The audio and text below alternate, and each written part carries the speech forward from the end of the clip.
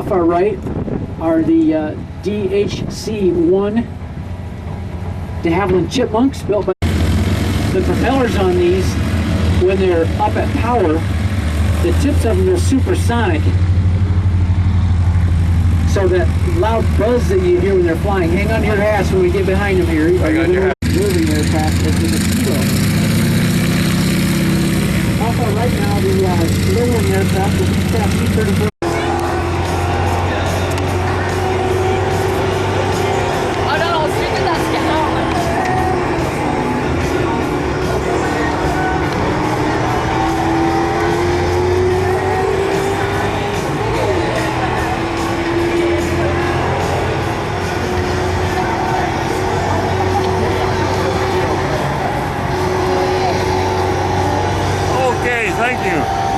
Will, wave. Go. We'll try the easy one. Okay.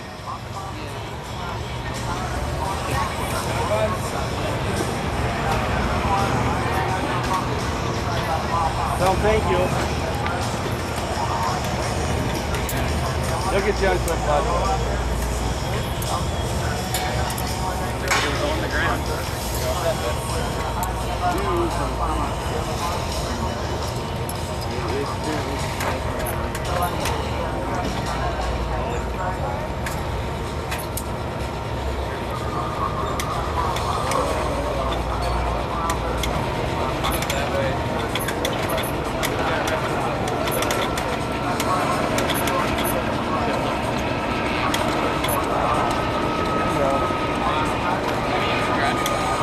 Maybe you want to go try the bounce.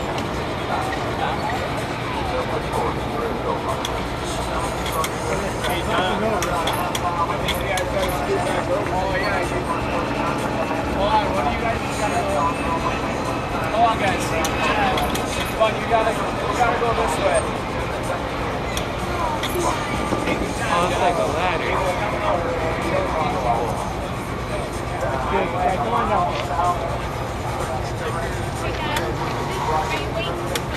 Now you can go straight up. There you go. They're going to Friday, and today they're on Wednesday, and one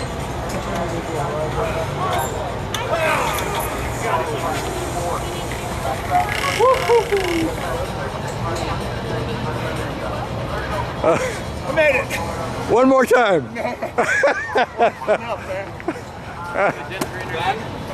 By the way. He's only 83 years old. Good. Awesome. Awesome. He's trying to convince me to do it. No way. Doesn't do that every day, huh? 83. Yeah, you're welcome. Will, wave. It was never home. It was always going out preaching somewhere. But he would always try to bring gifts back to the children from his long trips. It'd be something simple like sand from a faraway beach, or controlled by the rudder in the back. You see, before the Wright brothers came along, no one did anything fundamentally right. And now, almost 116 years after the Wright brothers invented the airplane, no one has done anything fundamentally different. So it should be noted at this point that airplanes and gliders, they are not the only man-made flying machines that utilizes roll, hitch, and yaw. Because as you probably already know, just about everything that flies. Rockets, missiles, helicopters, drones, the space shuttle on takeoff and re-entry. You see, this is the immortal legacy of the Wright brothers. Almost 115 years after the first powered flights at Kitty Hawk. But you know, one fact still remains, is that the Wright brothers' 1902 glider was the first machine in the history of the world to possess the modern roll, hitch, and yaw. Do you know they were flying that glider up the sand that year, the sand dunes that year, 1,000 successful glides.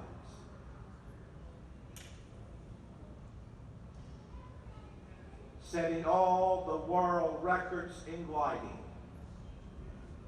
You see, the Wright brothers had all the records at the turn of the 20th century. Distance, time, angle of glide.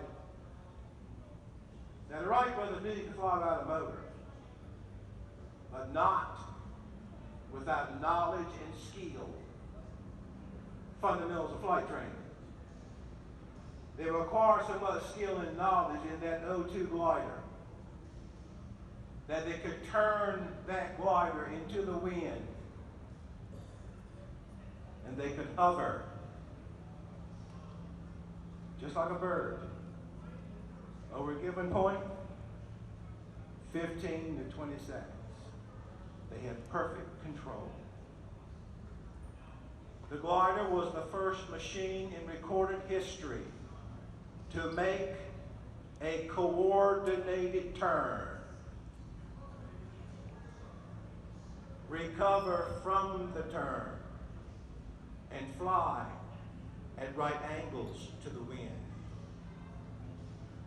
Well, they would first launch the glider directly into the wind, just like every aircraft does today. But then after that, like when y'all go to the big airport, jump on those big jets, in that glider, they go anywhere they want to go. Well, folks, that glider was hand launched. That is, two local fellas, one on each wingtip, would take the glider to the top of the giant sand dune. The pilot would lie prone, just like he is here, on the lower wing of the glider. Those two local fellas would run the glider down the hill into the wind and let her go. Now, folks, you can imagine that in 1902, that the Wright brothers were having a ball. I don't know about the local fellas. Because on days when the wind was blowing right, they had logged in that 1902 glider over 100 glides in one day. The most logged in one day was of 125 glides. Now, folks, could you imagine running up and down a 120-foot sand dune in ankle-deep sand with almost a 250-pound glider, the glider and the pilot, 1,000 times? Now that's what we on the Outer Banks of North Carolina call Southern hospitality. And they kept it coming on back. We know the 20th century probably remembers the century of inventions and patents. The Wright brothers did hold a patent. The Wright brothers actually applied for their patent in the United States Patent Office in March of 1903. What was the day they flew the airplane at Kitty Hawk? February. December 17th. They applied for their patent 9 months before they flew the powered airplane. You see, their patent was based on the construction and the mechanisms of control of their 1902 glider. Basically, what the Wright brothers patented is what makes an airplane turn. Any pilots in here? We know this is the motion that makes an airplane turn. But the Wright brothers took it a step further to add the use of the rudder in this motion to stop the effects of adverse yaw, opposite yaw. So when the Wright brothers patented this fundamental principle of control, these two bicycle mechanics, who neither had a diploma in hand, said they finished high school, they would control a patent on flight. That was good for 17 years. Into the future. They say a picture worth 1,000 words. This one truly is. Let's take a look at it. You can see the runway they launched the machine off of. You see the dolly where it fell off the end of the rail. You can actually see where the wing was before takeoff. See all the footprints around the wing? This is a bench they had to, this is the stool they had to bend into the sand, and it would C-clamp the wings to that stool on both sides. This was their tie downs. I mean, the wind blowing 30 miles an hour that morning. This is a dry cell battery to jump start the engine. Kind of nails and a hammer, last minute repairs on the cloth. The shovel was used to lay down the bench in the runway. You could actually see Orville's feet. Orville was the first to fly. You know, Orville was the younger of the two. So quite naturally, Big Brother would say, I'll go first. But he didn't say that. He said, Orville, you go first. No, I'm just checking, sir. You see, each one of the brothers contributed equally to success of this airplane. Neither brother. The loser of the coin toss was the first to fly that morning. You got to figure it out for yourself.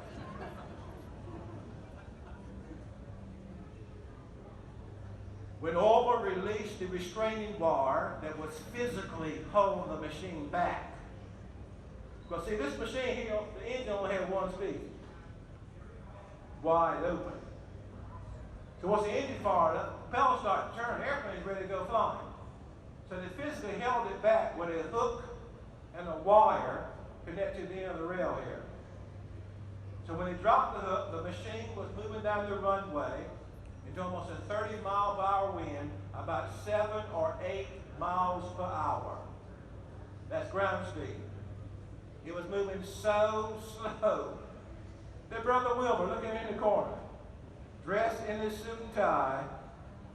You see, Brother Wilbur could run along. Look at his footprints. As he ran along, keeping that right wing balanced before the machine even took off. Footprints in the sand. This always reminds me of footprints that was left somewhere else. 66 years after the first power flight for Kitty Hawk. 50 years ago. You know what that is? And that site will soon be another national park. And here's Zane will be the superintendent of that park one day. On the moon, Zane. After a 40 feet run down the 60-foot rail, the machine lifted to the air and override flew 120 feet in 12 seconds. 12 seconds to the stars. You know, most of us will walk or run that far in less than 12 seconds. Right now at Kitty Hawk, every day, parents clock their children running that distance in 7 seconds. That could be him right there, Superboy. He's faster than an airplane.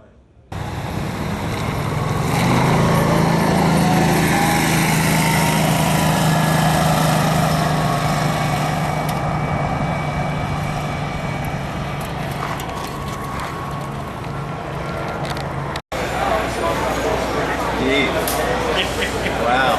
Good workout.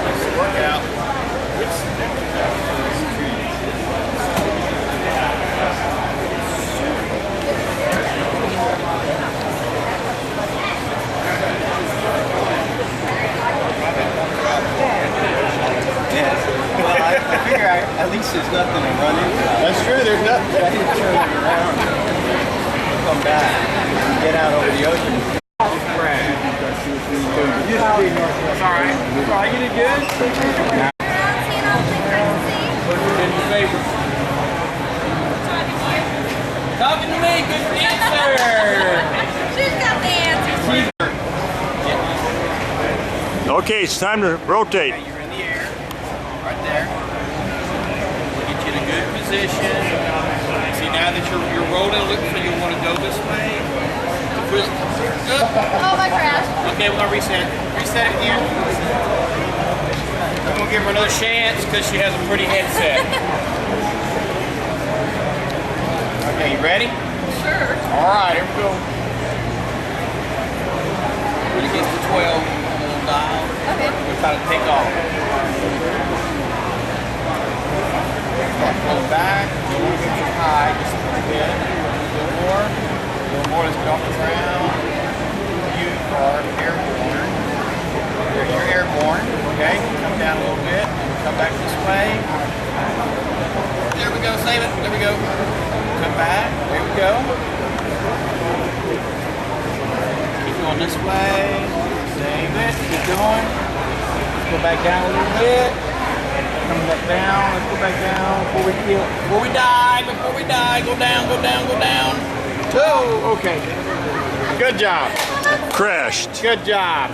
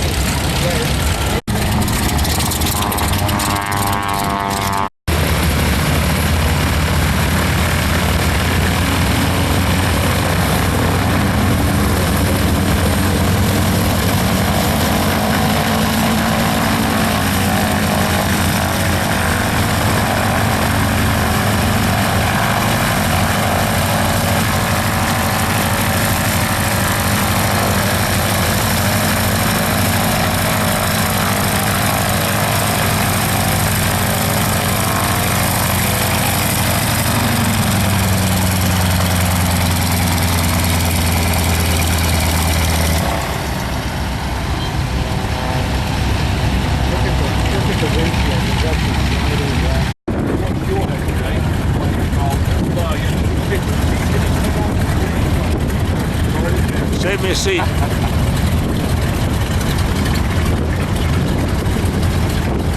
Came back. What's that? You came back. All righty. Y'all have a good play. Thank you. Thomas too.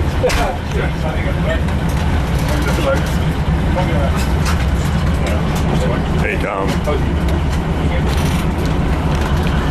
Where's airline? I have hair in my eyes.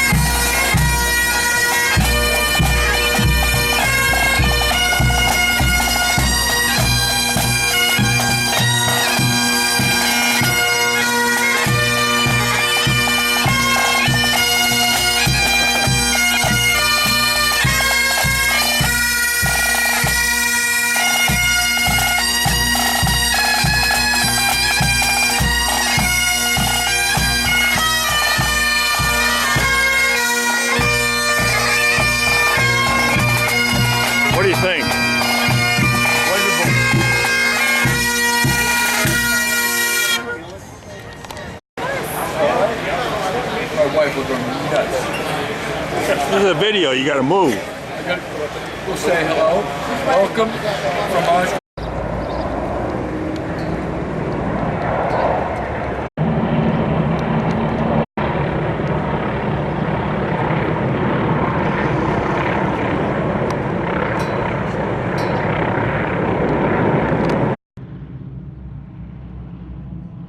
Go.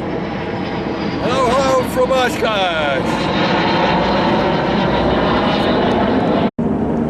Oh, we're gonna cross again.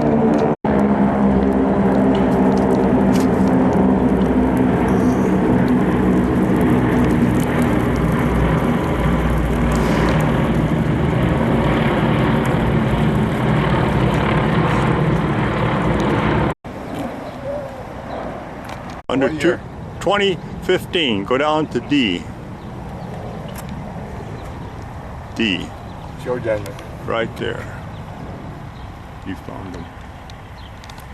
Junior, 1923 to 2014. Last one on there. Yeah, three of them.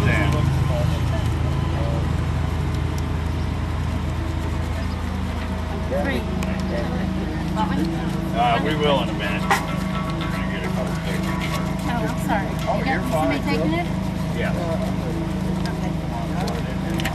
I'll hold that. Yeah. Stand on this side. Oh, that's okay. You're not going to. Just stand in front of it. Dave's gonna take our picture. Move over just a little bit more.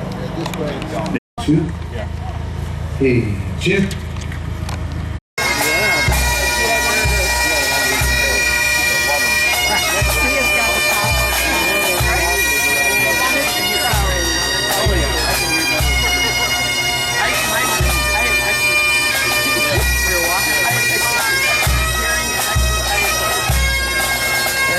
Sun-split cows, and done 100 things you have not dreamed of, wheeled and soared and swung high in the sunlit silence. Hovering there, I chased the shouting wind along and flung my eager craft through footless halls of air. This memorial wall is a place like no other. Somewhere, somehow, all of us were brought into the family of flight by someone whose passion captured us as well. This event gives us a place to remember those unique people who shared their gift of flight with us. Jimmy L. Akins, Arthur W. Anderson, Tracy Ann Austin, Harry O. Barker Jr. The first memorial flyover of aircraft occurred during World War I, when British fighter pilots honored the passing of German ace Manfred von Richthofen, the Red Baron. The flyover symbolized the tribute one passionate aviator shared with another. A respect that comes to bind together those who love flight.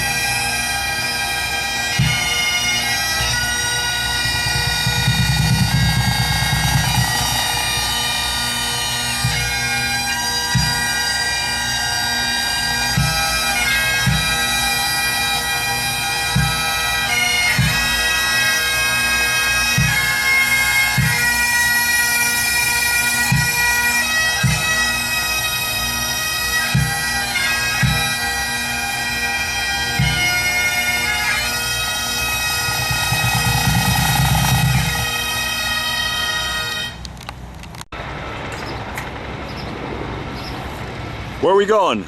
We're going to go over to the museum and get some education. Where's the museum? The museum is over that way. What? No, it's the other. It's the other that way.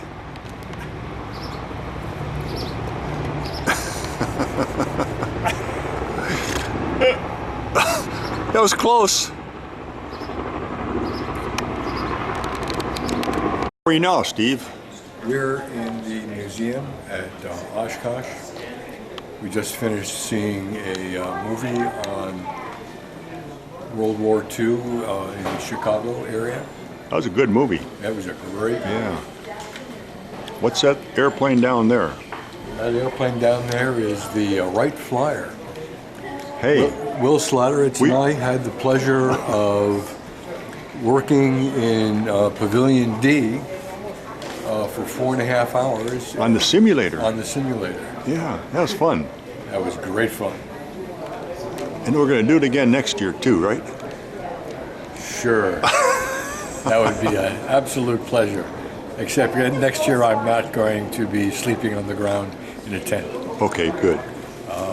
You're going to buy a great big... Wait a minute, I'm cutting this movie off. Tell us where you're at now, Steve. Well, I'm in the Army hangar at Oshkosh. Okay. And I just want to let you guys know that I think we need to do some work on the hangar, on the Young Eagles hangar. Take a look at the floor and the surroundings in this one. Wow, they shine. You can see yourself in the floor. The reflection, it's like a mirror. Well, there you go. All I need is some help to help me make the changes. Wash the windows, scrub the floor, sweep out the cobwebs. I'm counting on you to help me. Bye. Cut. And now we have a spokesman for the Air Academy Lodge. Take it, Steve. Hi, everybody. I just wanted to let you know that the Air Academy Lodge is where our hard-earned dollars went to send Tanner Adams to Oshkosh. We met him on the field 3 times this week, and he was having a ball. And what I'd like to let you know is that there's a wall out here called Where Are You Now? Let's move over to that wall and we'll show you what's going on. Okay, let's go look at that wall. Okay, where are they now? Where are they now? Well, this is what we expect that Tanner will be in 4 to 6 years. His goal is to be an airline pilot. So when we come back, we'll see his picture on the wall. You bet. I hope that I'm around long enough to see that happen. Bye, everybody, from Oshkosh, signing off.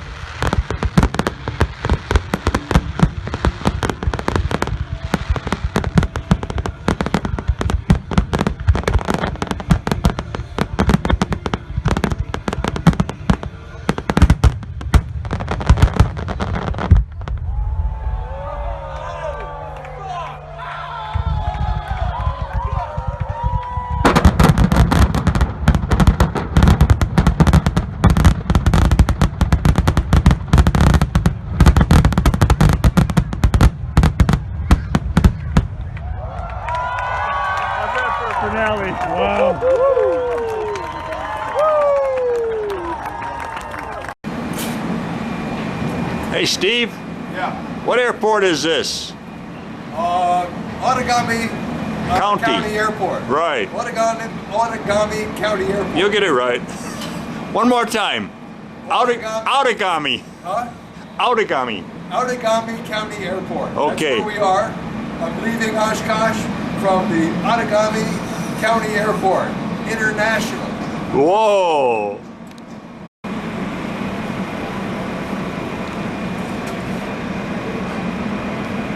Say again what this airport is? Right here, Outagamie County Outagamie County Airport. Outagamie. Oh, well, maybe it's Appleton International. Maybe. Oh, I had that wrong. See, on the sectional it says Outagamie. Okay. Say goodbye. Goodbye, Oshkosh. You're leaving. I'm leaving Oshkosh. Will Slatteris as my mentor and camping partner. He ran me ragged. I lost 5 pounds because he took good care of me. Cheerios and bananas for breakfast. And coming back next year. All right. Bye-bye, everybody. Cut.